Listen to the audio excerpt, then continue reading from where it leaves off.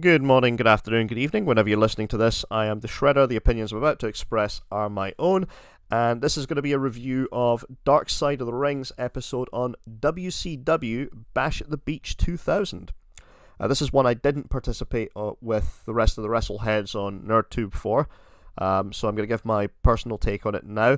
I had done a written review of the Bam Bam Bigelow episode that I had previously missed as well, but this is one where I've not even watched the NerdTube review of it, so I wanted to come at this with a fresh perspective, hopefully, and give my take on it. So, WCW Bash at the Beach 2000, this wasn't so much Dark Side of the Ring as Dumb Side of the Ring. It was an incredibly bad period of business. There was a lot of stupid decisions being made at the time, and it's reflected in the episode. So the episode opens with Vince Russo saying he despises the wrestling business and the people in it. He says, "You cannot be a good person and be in the wrestling business." Vince Russo has worked with Mick Foley, Owen Hart, Daphne, Lance Storm, who was in this episode. I don't think I've ever heard anyone say a bad word about him. And he says there's no good people in the wrestling business. You can't be a good person. Well, I suppose that might be true given that he's been responsible effectively for the death of at least two of those names I mentioned. I mean, Russo booked Owen Hart to be in that ceiling when he fell to his death at Kemper Arena, and he booked Daphne to do all those insane fucking spots where she wound up with chronic pain and CTE to where she unfortunately took her own life. I think it was just last year. So there's plenty of good people in the business. Vince Russo is not one of them. Although he does say at the end of the episode that he doesn't hate anyone involved in the wrestling business because to him it was just a job. So we're getting typical Vince Russo double talk in this episode. Well, we're getting double talk from a lot of people throughout this episode, but we'll get to that when we come to that bridge. So Vince Russo says he's been in wrestling since 1991, and I did check this. He apparently did go to Gleason's gym in New York. He was hoping to be trained as a wrestler by Johnny Rodz, and he went with Big Vito LaGrasso. But his training ended shortly afterwards due to injury.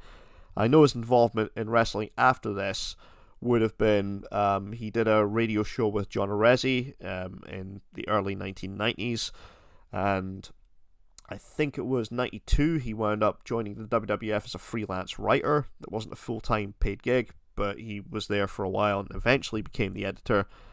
And I want to say it was late 96 that they started bringing him onto the creative team, and I know it was 1997, the infamous Monday Night Raw from Germany, when that was one of the lowest rated episodes of Monday Night Raw in history, that they decided to give him more of a creative role.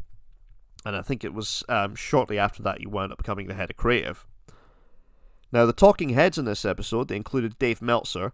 I have absolutely no idea why Uncle Dave was on this one, namely because the definitive book on WCW was written by Guy Evans. If you haven't read Nitro, I strongly suggest picking that up, and I really wish he'd been here for this episode to discuss the downfall of WCW.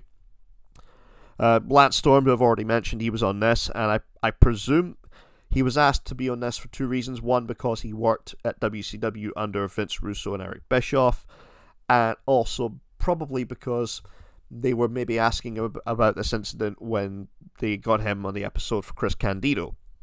And I know this one pissed off Vince Russo because he went on Twitter, he got an advance copy of the episode, and he went off on one on Twitter about the fact that Lance Storm was on this.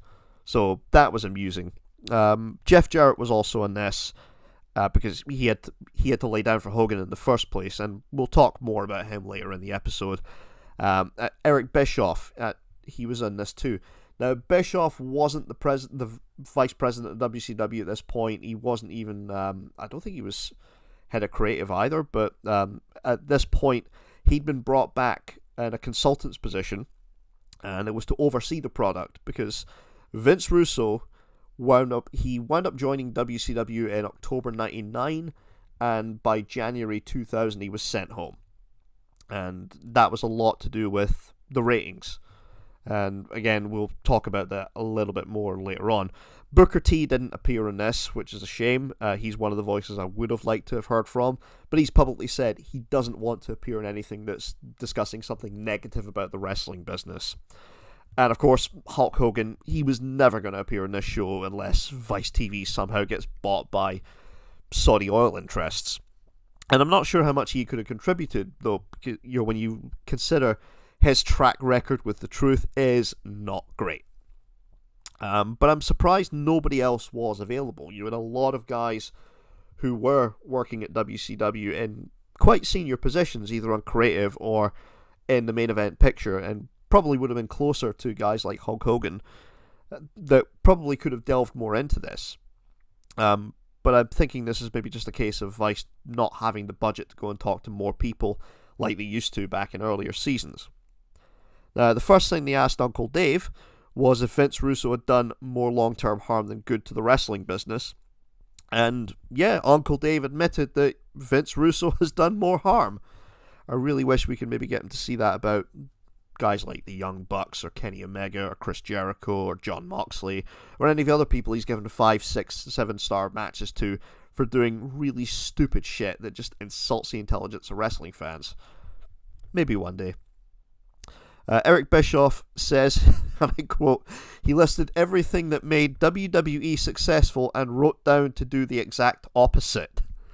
I think that was a bit of a slip of the tongue from Eric, but yeah, he's gone in detail before about the fact that when he was starting off WCW and he got the gig for Monday Nitro, he looked at what the WWF was doing at the time and he wrote down what he could do differently.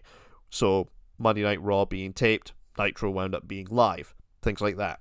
And it made for a compelling TV show. He also talks about signing Hulk Hogan, which was in 94, and eventually, of course, he signed Scott Hall and Kevin Nash in 1996, which led to eventually the NWO angle, probably the biggest angle that WCW ever had. It was certainly one of the biggest drawing angles. Vince Russo starts saying all the things he told Vince McMahon. Let me repeat that. Vince Russo is saying he told Vince McMahon what to do with the TV show. He then goes on to explain the concept of Crash TV, where he was making sure that it was just non-stop changes throughout the program to make sure that somebody at home with the remote in their hand didn't change the channel. And to a degree, it did work. There's some good stuff in the Attitude Era, but at the same time, there's a lot of crap that people want to forget, or in some cases just have forgotten. And the case is easy to put that Vince McMahon was the guy who made it work by serving as a filter.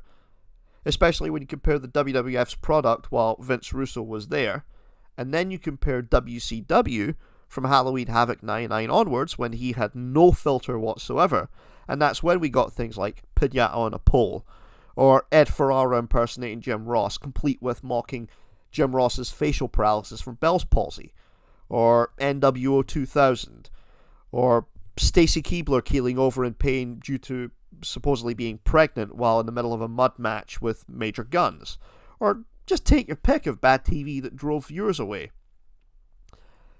Dave Meltzer mentions that the WWF had Stone Cold Steve Austin and The Rock at the same time, and he is to a degree correct. I mean, they were the two biggest stars in the business in that period. You go back and watch WCW, though, through 96 to 99, and almost nobody knew was breaking into the main event. It was already established main event guys. But there was pretty much no young blood or stars breaking out to the top of the card. I mean, the only guys I can think of who either hadn't been a main event player for Vince McMahon in the WWF or had already been a main eventer established in the late 80s or the early 90s were probably, DDP and Goldberg. I mean, between 96 and 99, I can't think of anybody else that broke out into the top of the card. Well, maybe Scott Steiner, but, the argument is that Steiner had already been main eventing in the early 90s against Ric Flair. But after the WWF had lost Scott Hall and Kevin Nash in 96, they still had a mix of established stars. So they had Bret Hart, The Undertaker, Shawn Michaels. But they then started adding in guys like Steve Austin, The Rock, Mick Foley, Kane, and Vince McMahon becoming arguably the greatest heel in modern professional wrestling. They stumbled onto a winning formula, and they had some of the greatest talent in the world. Bischoff mentions that his budgets were being slashed and he was fighting a losing battle to where he was let go in 1999. And that part is true. WCW, they only made a profit. They broke even, I think, in 94. They only made a profit from 1995 through 1998. And Bischoff had to find money from WCW's existing budget in 1998 to produce Thursday Night Thunder.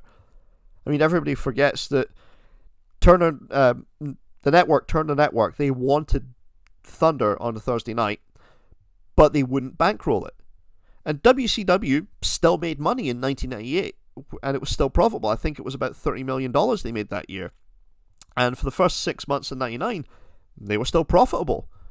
But by the end of 99, they'd lost $9 million, which is absolutely nothing when you realise the next year alone they lost $60 million. But what Bischoff doesn't say is that he was in charge when that ship started to sink. The finger poke of doom, the god-awful Kiss concert with the debut of the Kiss Demon, the Junkyard Invitational, ending Bill Goldberg's streak, the Master P angle, bringing in Dennis Rodman and Karl Malone, having a roster of about 150 wrestlers making $100,000 a year or more for little to no work. That all happened under his watch. So it'd be easy to say, oh yeah, Vince Russo completely killed the business. Well, again, the ship had started to sink under Bischoff, which is probably why they brought Russo in. Now, the way Russo tells it in this episode is that he told Vince McMahon, there's that word again, told, that he wanted a raise to move his wife's parents closer to help him look after the kids. And McMahon apparently told him that he makes enough that he should be able to hire a nanny. This was at the time when the WWF was launching SmackDown.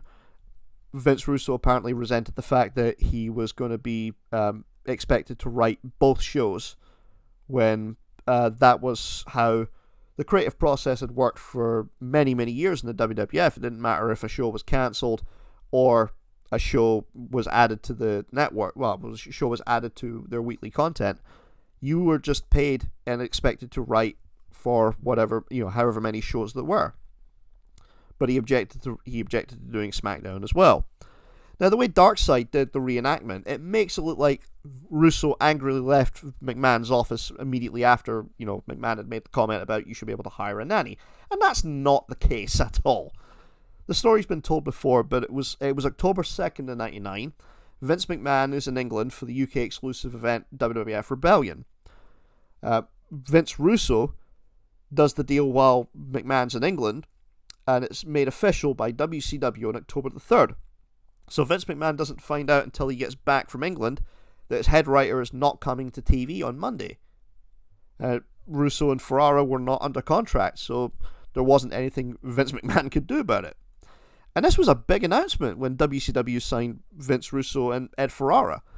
I mean, they treated this like they had just scooped up some major main event talent from the WWF when they announced it on, I think it was Monday Nitro.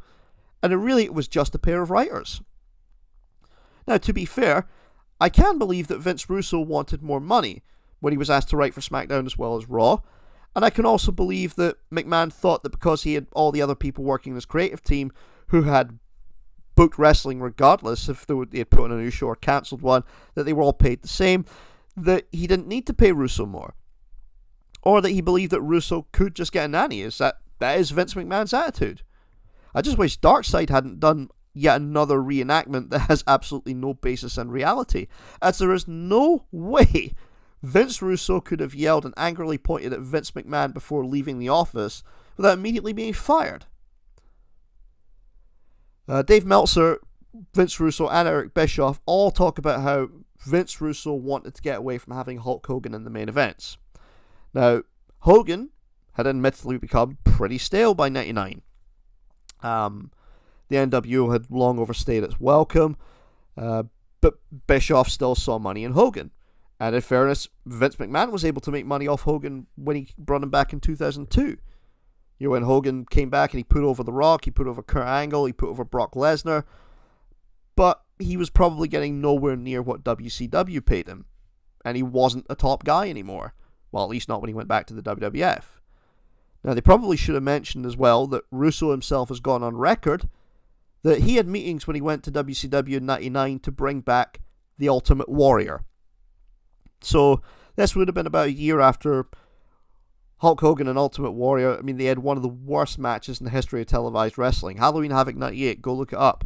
It's one of the single worst matches in the history of the business. But he thought there was absolutely nothing in Hulk Hogan, the guy who'd been on TV pretty much consistently since WCW had brought him in, but they wanted the Ultimate Warrior in. And there's no way in hell Warrior would have been putting over guys in the mid-card. I don't know what they would have planned for him, but no, there's no way he's going to put over young talent. So they then show clips of Nitro at its very, very worst during that time period. This is when Vince Russo and Ed Ferrara pretty much admitted that they would watch Jerry Springer for inspiration. Russo says the ratings went up. Uncle Dave says that artificially that was the case, but they weren't going up. If you want a credible source on this, again, I would suggest Guy Evans' book Nitro, since he spoke directly to people who were involved with the day-to-day operation behind the scenes of WCW and executives at Turner. And he's noted that in the 9 weeks before Russo came to WCW, the Nielsen ratings averaged a 3.25. In the 9 weeks after Vince Russo came, they were down to a 3.21. And they kept declining, which is why Russo was sent home in January. And that was because he refused to take part.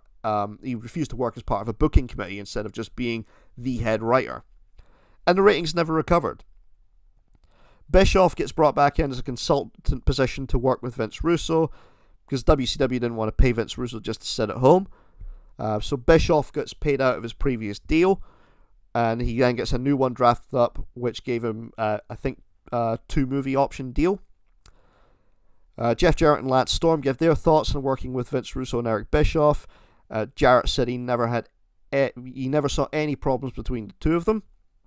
Lance Storm recounts that Vince Russo's idea when he came in was that Storm would be Eric Bischoff's illegitimate son. And this was despite the fact that Bischoff was only about 10 years older than Storm. So it made absolutely no sense. Bischoff says that he initially liked working with Vince Russo, although that does kind of contradict what he said about him in his book, Controversy Creates Cash, because Bischoff said in that book that he knew after his first meeting with Vince Russo that he just couldn't trust him. Then we come to the WCW angle of the New Blood versus the Millionaires Club. Now that whole angle was a fucking mess. They decided to strip the titles from everybody, what was called the Big Reset. Feuds which had been going on for months just ended abruptly and acted like nothing had happened. And the group of young guys in the New Blood, they were all outnumbering the Millionaires Club, drastically. And they acted like heels. So pretty much nobody got over because of the New Blood. So Bischoff says that he was done with Vince Russo creatively, as he was such a bullshitter. Judge that working environment for what you will there. Russo says that he called Brad Siegel at Turner, and he told him, again there's that word, he told him, to put Bischoff in charge.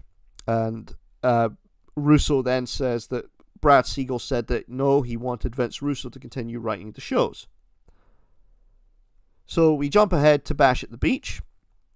Vince Russo has spoken to the creative team the week before the pay-per-view and asked everybody who they would put the WCW title on right now if they could, and everyone said Booker T. Now there's some problems there right off the bat. Bash at the Beach is already set for Jeff Jarrett versus Hulk Hogan for the WCW title, although I don't believe that was even supposed to be the main event. That was going to be Goldberg, who they had turned heel, and he was going against Kevin Nash for Scott Hall's contract. So if Goldberg won, which he did, he ripped up Scott Hall's contract. Booker T, meanwhile, he was set to lose earlier that evening against Kanyon. So it made no sense just to suddenly have Booker T face Jeff Jarrett for the title and walk out of the event as, walk out Bash at the Beach as champion, with not only no build, but losing on the same show. But Vince Russo said that was what was supposed to happen. Jeff Jarrett recalls that he had the belt for a couple of months at that point as the chosen one. He had won it off David Arquette Slamboree. And just a quick side note, that match was in the same building where Owen Hart had fallen to his death earlier, just 1 year prior. and Vince Russo got it into his head to have Mike Awesome throw Kanyon off the top of a cage onto the entrance ramp. Yeah. So Jarrett had defended it the next month. Kevin Nash at the Great American. It was against Kevin Nash at the Great American Bash, and the plan was for Jarrett to defeat more legends on his way to eventually dropping it to Booker T. He says he bought into Vince Russo's vision, and Russo decided that he wanted Booker T to walk out with the title at Bash at the Beach.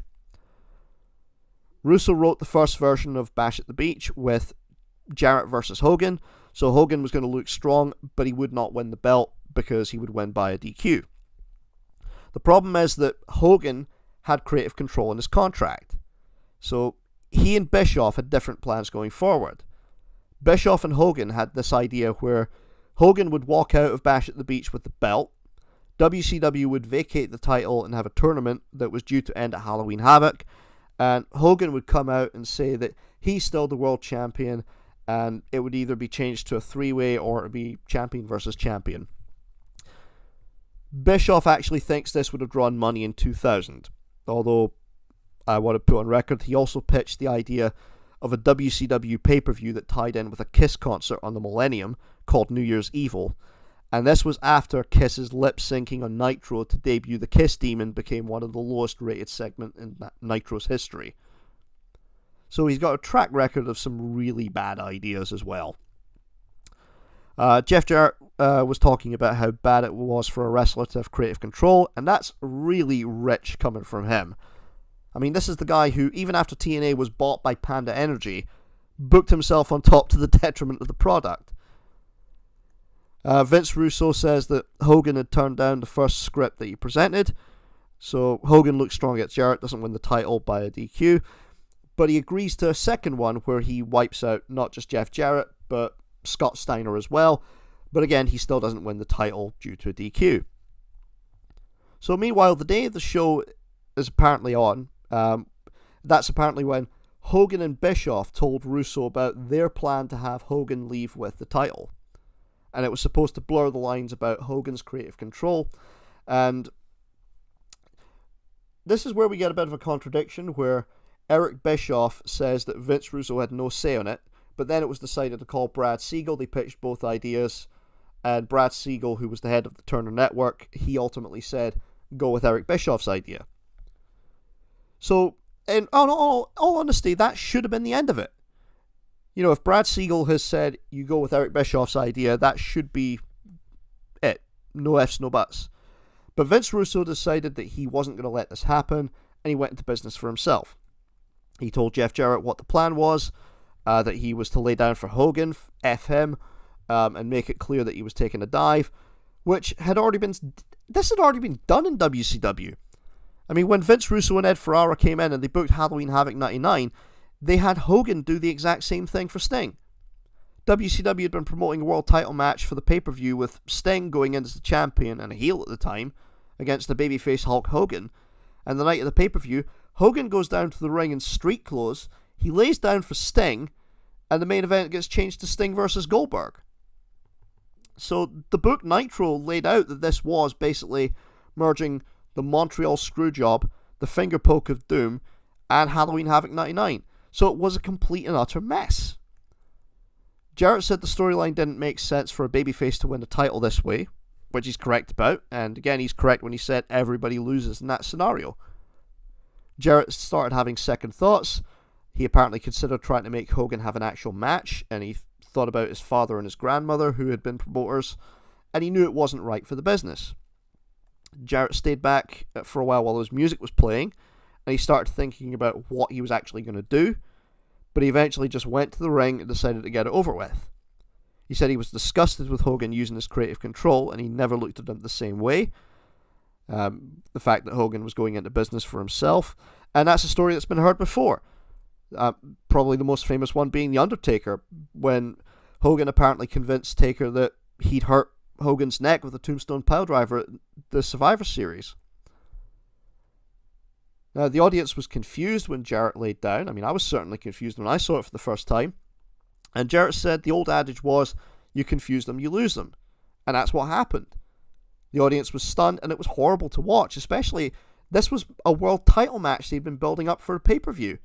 And the announcer's talking about things that they went over in production meeting. It was one of the biggest black eyes in the history of pro wrestling. But this was apparently the plan all along, with Hogan and Bischoff leaving the building and getting on a plane for Hogan to go back to Tampa to work the boys, which again was absolutely dumb. So Vince Russo comes out later in the show with a microphone and he proceeds to shoot on Hogan. He cuts a promo completely changing the main event to Jeff Jarrett versus Booker T for the WCW title. And the belt Hogan has is apparently meaningless. And he of course cuts the infamous line about calling Hogan a big bald son of a bitch, which Hogan sued over. And when Hogan's plane touched down in Tampa, he and Bischoff's phones start blowing up, basically talking about how Vince Russo had buried Hogan, and that wasn't supposed to happen. Lance Storm gave his perspective from being in the locker room at the time. He said that nobody knew if that was the plan, or if the boys in the back were just being worked. And if it was the plan, it was stupid, but if it wasn't the plan, it was even stupider. Vince Russo promised everyone they would never see Hulk Hogan again, which wound up being true in WCW at least, since Hogan sued them over breach of contract and Vince Russo for defamation. Booker T wins the world title in the new main event. Russo knew that Hogan was going to be pissed, and he thinks it's great because he was reading on the internet how great it was that Russo put Hogan in his place. Now, keep in mind, the internet was not as prominent in 2000 as it is now. It was catering to internet fans back then was probably one of the worst things he could have done. Bischoff disputes Russo's claim that everything went to plan and that the promo was all planned, which, according to Bischoff, wasn't approved by either himself or Hogan. Bischoff describes it as the most unprofessional thing he's seen in 30 years of TV. So Hogan decided to shoot on Russo on radio. What they don't mention is that this was from the Bubba the Love Sponge show. I don't know why. I mean, I find that even funnier when you consider the eventual falling out between the two parties. Eric Bischoff says, how could you not know that Hogan was going to take legal action? And I agree with him. I mean, okay, the lawsuit for defamation was eventually thrown out. It was deemed that it was characters in wrestling cutting promos against each other, so a character in a wrestling show couldn't defame another character. But the breach of contract was settled with Turner, and although the amount was never disclosed, it's well into 7 figures. Now, according to Russo, the deposition also reveals that 2 days before the pay-per-view, Hogan's lawyer sent a fax to the WCW offices that he wasn't agreeing to the finish, and this was when WCW's offices were closed. And apparently that's what set him off on Bash at the Beach, because he thought that Hogan and Bischoff were just coming with this the day of the show. Now, Bischoff denies the fax ever happened. He said the finish wasn't even up for debate in the first place. Dave Meltzer says he's never heard the fax story, but he's trying to decide between who was telling the truth about something that happened 20 years ago between two dishonest people. And again, he's pretty much right about that. Jarrett believes that Hogan knew the night of Bash at the Beach that he was going to get one last payout from AOL Time Warner because his contract likely wasn't going to get renewed. And that's why he sued. Now, they played audio from Hulk Hogan on Bubba the Love Sponge talking about how he was trying to get out of his contract. Dave Meltzer also said that there was nothing more that could be done with Hogan and that he couldn't draw and he was the face of failure towards the end and there was nothing left to do with him. Bischoff decides to go off on Meltzer, something he does fairly regularly when he's on his podcast or on Twitter, and he called him a scumbag and a useful idiot, and he said that this is all because that Meltzer hates Hulk Hogan. Now, Hogan had about 2 years left on his deal, which he'd signed in 98, and that was to take him through to May of 2002. And it was an obscenely high contract. I can read off the figures for it, but he got $650,000 per pay-per-view, or 15% of sales, whichever was greater. A guarantee of 6 pay-per-views in the year where he would be the featured wrestler. He got a $2 million signing bonus. He would get a $1.35 million payment on July 1st, November 1st, and February 1st of the first 3 years of the contract as an advance on the pay-per-view agreement. He would get additional bonuses of $250,000 and up to $1.75 million based on the pay-per-view buy rate per pay-per-view appearance. He got 25% of gross ticket sales for every Nitro or Thunder appearance with a minimum of $25,000 payment. He had 16 mutually agreed WCW TV tapings. He got 25% of gross revenue of ticket sales of any house show, a $100,000 consultant fee for year 4 of the contract, and 50% of net receipts in merchandise sold by WCW that contained his name or likeness, 50% of the actual license fee received by WCW for any licensing deal that involved his name or likeness, $20,000 per month for any period he's in the NWO and wearing non-Hogan NWO merchandise or participating in anything NWO related, and 100% of net revenue if WCW had started a Hulk Hogan 900 line. So there was a lot of money involved in Hogan's deal. Now, whether he would have been re-signed to a similar deal is of course up for debate, as apparently nobody thought WCW would go out of business less than a year later. But when this was Hogan's deal, you can't just decide he's got no value to the product and you want him out. Vince Russo's job as the head writer should have been to work with Hogan and build him up as a star attraction. If the company was still around in 2002, then you renegotiate Hogan's deal.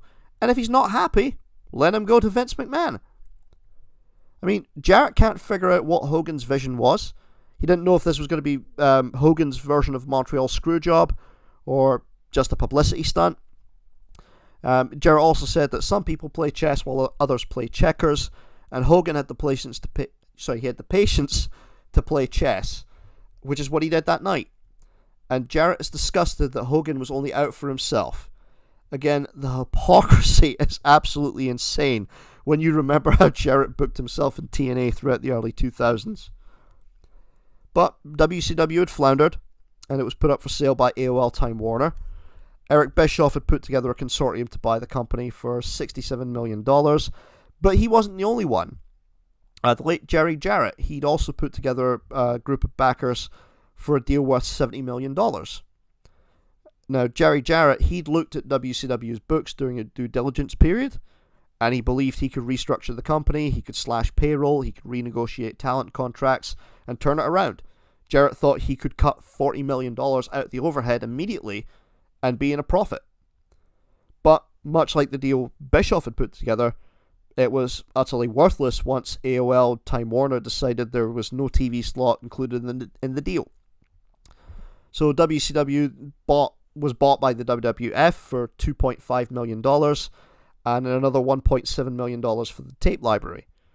And that library has paid for itself hundreds of times over. Now, you could argue that why didn't Bischoff buy the tape library? Well, there was no platform for him to market the tapes. If he's got no platform, that tape library is worthless. So Bischoff says he's got no regrets. Vince Russo again says he doesn't hate people in the business, despite opening the episode explicitly saying that he hates the people in the business and there are no good people in it. And apparently he tells people who are looking to get in the business, don't. Why anyone would be asking for Vince Russo's advice to get into professional wrestling, I have absolutely no idea. But that was Dark Side of the Ring's episode of Bash at the Beach. Again, this wasn't so much Dark Side of the Wrestling as the dumb side of wrestling. Now, I agree with Eric Bischoff that Bash at the Beach was not the final nail in WCW's coffin, but it was one of the many nails in that lid. Darkseid could really do an entire season on WCW's final year in business and explore its downfall, although, again, they might want to talk to somebody more credible than Dave Meltzer. Again, I'd suggest reaching out to Guy Evans, who, again, I can't state this enough, he wrote the definitive book on WCW. Nitro, there's a new version of it out, which I'm going to be reading at some point fairly soon, but it's one of the best wrestling books that's ever been written about the business. Vince Russo has previously reviewed Bash at the Beach 2000 in full for his podcast, and he thought it was great. So you can go back and watch that and judge his standards in professional wrestling for yourself. And that's if you were fortunate enough to not suffer through TNA when he was in charge of creative. So Vince Russo was gone from WCW by October of 2000. It was on a leave of absence due to concussions, with Turner buying his contract after WCW folded. But by then, it was pretty much too late. WCW lost $60 million in the year 2000, and that was more than enough justification for AOL Time Warner, who didn't want wrestling on their network to begin with, to just get it off the airwaves. There was no profit being made, so they didn't want it.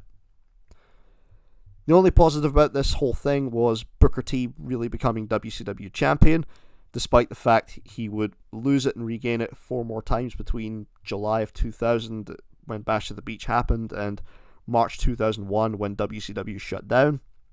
And he was brought in as one of the big stars of WCW along with DDP. But other than that, this whole mess should have convinced every major wrestling company in the world that Vince Russo should never be put in a creative capacity again. The show was fairly solid. It's hard to know who to believe, or who, if anyone, deserves any kind of sympathy.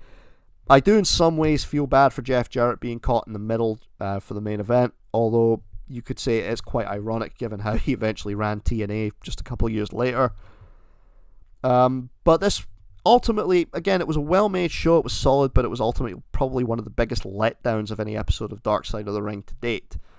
Again, the reenactments were just awful, which I mentioned last week in the Marty Jannetty review, and the talking heads were not the best they could find. So if I were to give this a rating out of 10, like we usually do in NerdTube, at best I would say this probably gets a 6 out of 10. Not great, but certainly not one of the worst, but overall, a bit of a letdown. I'm the Shredder, that's my opinion.